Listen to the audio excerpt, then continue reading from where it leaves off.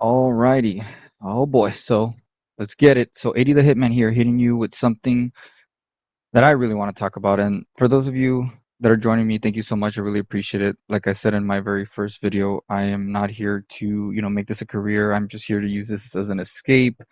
I really enjoy talking about, different aspects of what's going on, from a pop culture slash media perspective. I love a lot of things, right? And that's kind of one of the things that keeps me entertained. I mean, I like a lot of things, even physically, and like working out and stuff. But when it comes to pop culture, I really love anime. I really love wrestling. I love a lot of great stuff, and I really want to talk about this movie because this is something that I am particularly not really, a diehard or even necessarily a big fan.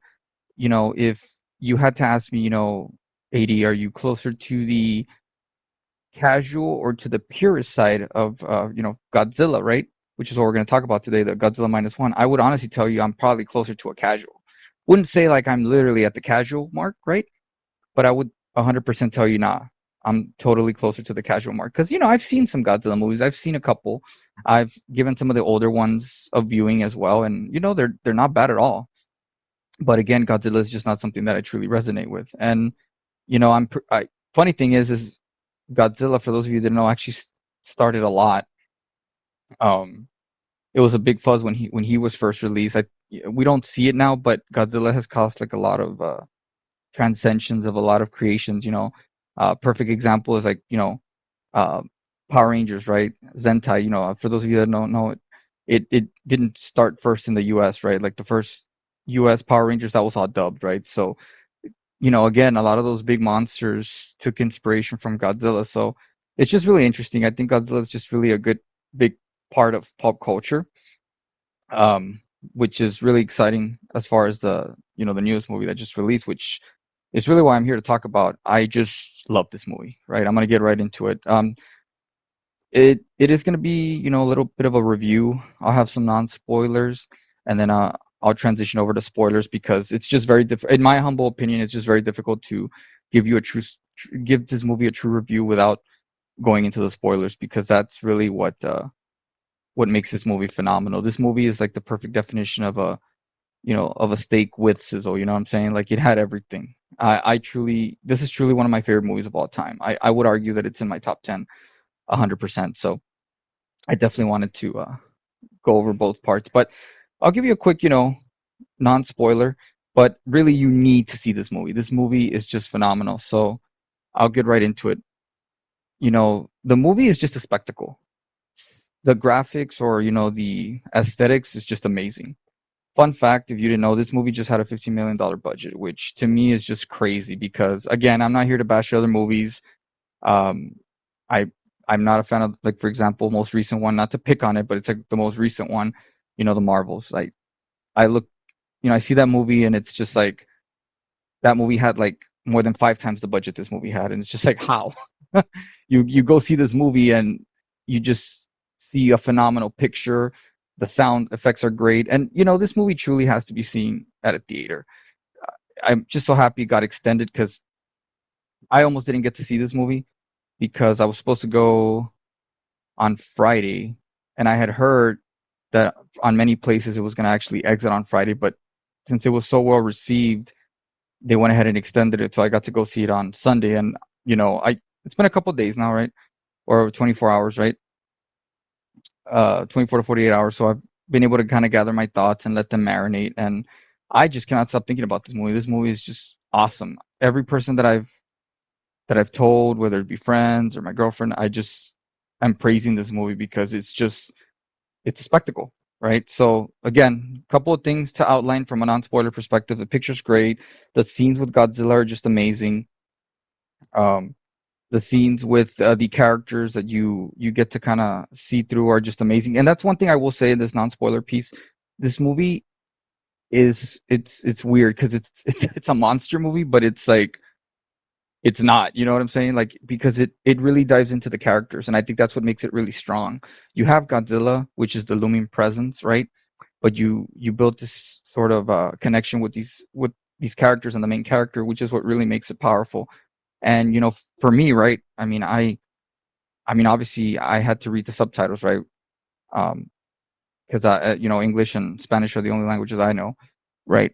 And even with that, like you just get drawn to the movie, and it's just a movie that you need to just you know show up, put your phone away, don't even check it, and just let it take you on the ride. Because that's what I did. You know, I just got there, sat down, and I'm telling you right now, there is no scene that dragged for me, or that seemed too long or boring or anything of that nature. It's just a beautiful roller coaster with emotion and beautiful storytelling. And I think that's what makes this movie so phenomenal. Is just the storytelling. I think not only did it have a vision behind it, but the execution is really good. So you're not going to be disappointed. This is a good 2 hour. I believe the movie's 2 hours and 9 minutes. So I'm telling you right now, it's going to fly by because this movie. I don't know how it would be watching it the second time. Right?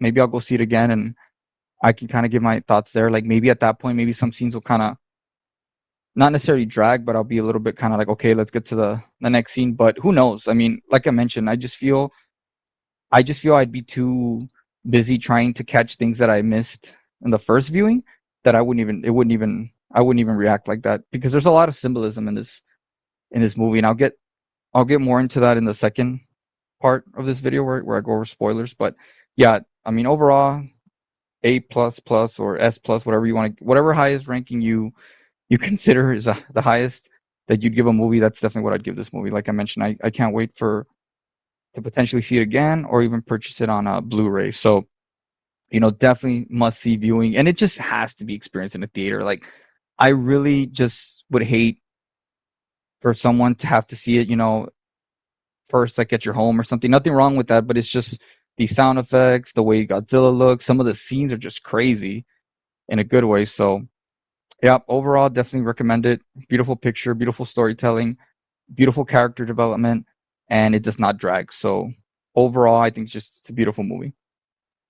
All right, so I get into some spoilers, and really, I kind of have to get into spoilers because to kind of give, like I said, what makes this movie really magnificent, I just have to talk about what happens, right? Because that's what really makes the movie amazing. So you basically have a group of main characters throughout the whole film, and a main character that you just kind of get close to, and really, it takes place like I don't remember if it's like after or the latter half of World War II, but basically, you have a pilot who was supposed to be like a kamikaze pilot, and for whatever reason he couldn't go through with it, so he lands on an island and to supposedly get his plane quote unquote fixed, but the head mechanic quickly tells him they're like, yo, not finding anything in your plane.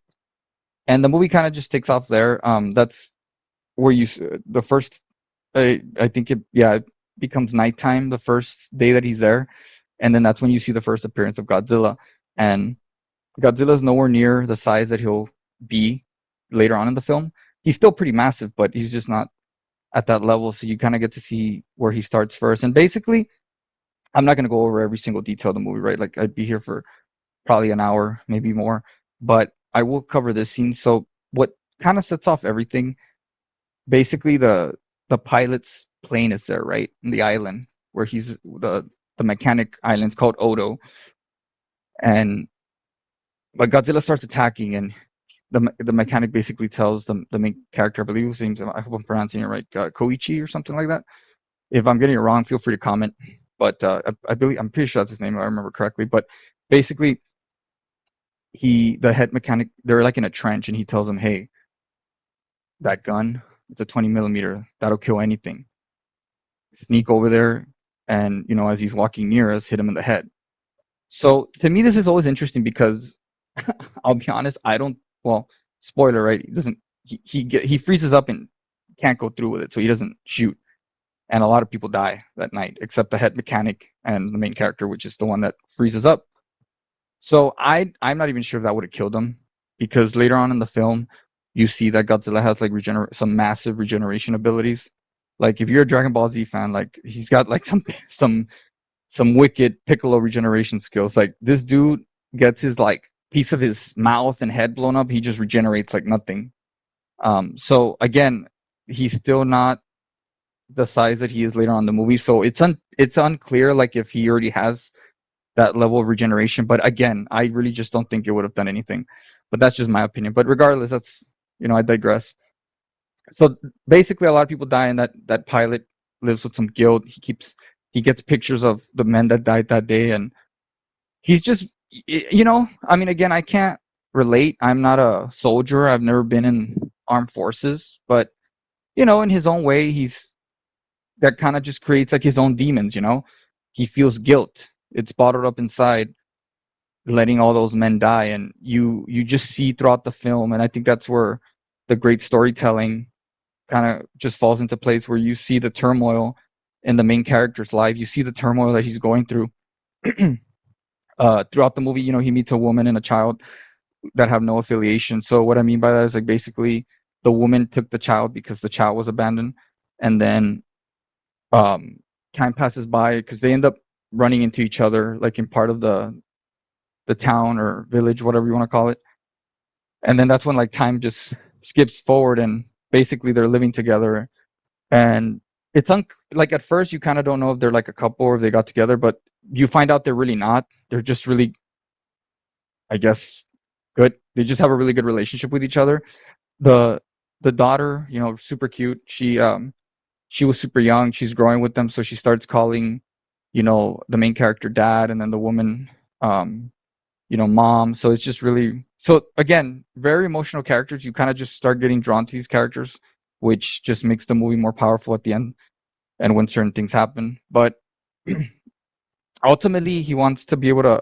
And again, like you get to see like what I think also what made this movie so amazing and successful, in my humble opinion, is like the fact that it takes place in the 1940s because a couple of reasons. One, you see like the environment, you see like the poverty, you see the hardship that these people are going through, over there um, after the war, and it's just you can relate to it, right? Like maybe you've never been through that, maybe you have, maybe you haven't, but it's just easy for you to be able to at least get a perspective of what they're going through and how tough it is. You know what I'm saying? And to me, that's where you kind of just start getting very attached to these characters. So then what happens is he ends up getting a job, right? I told you some time passes by. He gets a really good paying job, and basically with a bunch of ex-vets, they're looking for mines in the water. So they're blowing them up or collecting them, and that's basically when Godzilla starts appearing again. And this time he's like huge. He is massive this time. Nothing compared to like the first scene that you see. And that's basically where the story takes full effect.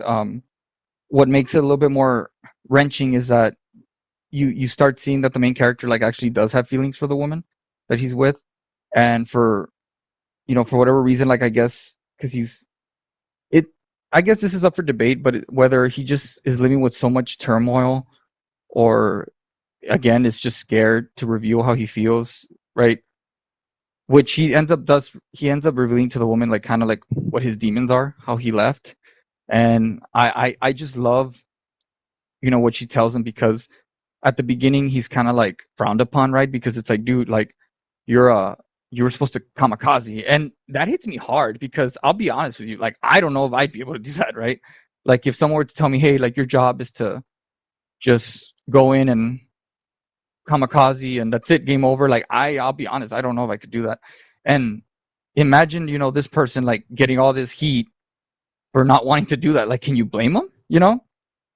And and to me that's kind of what really made it emotional. And he's so he gets a lot of heat, right? And I love the scene where the girl tells him like, hey, you're here because you were meant to live, so live.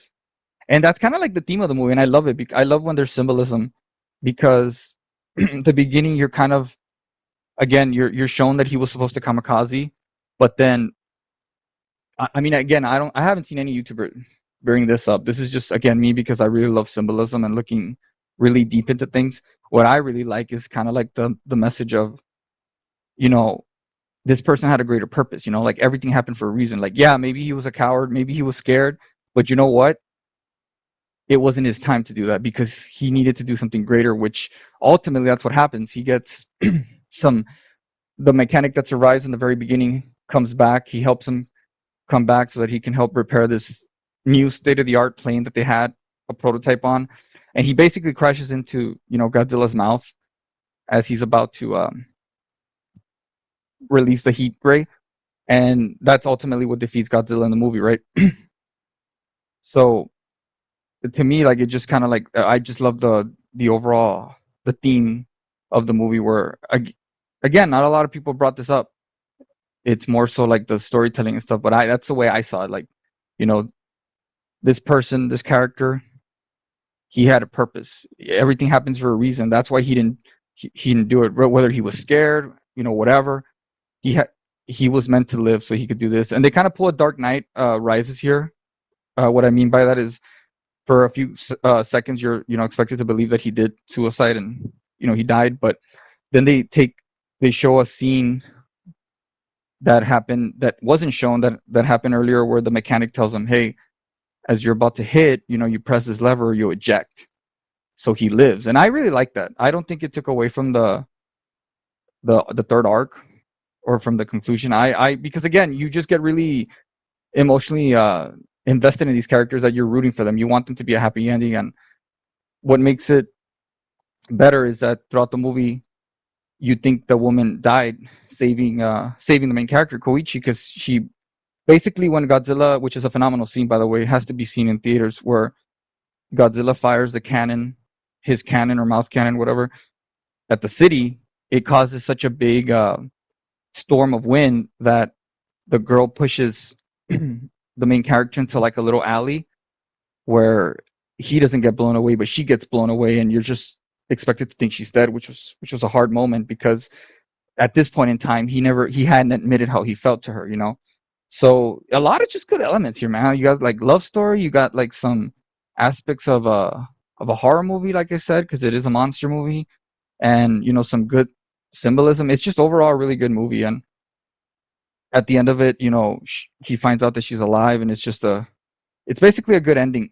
There's kind of like a scene at the end where you see Godzilla regenerating, so not sure if like that's meant to just keep it on, kind of like in suspense, or hey, what's gonna happen next, or if there legitimately is gonna be a sequel. But yeah, I mean, overall, phenomenal movie. Has to be seen in theaters.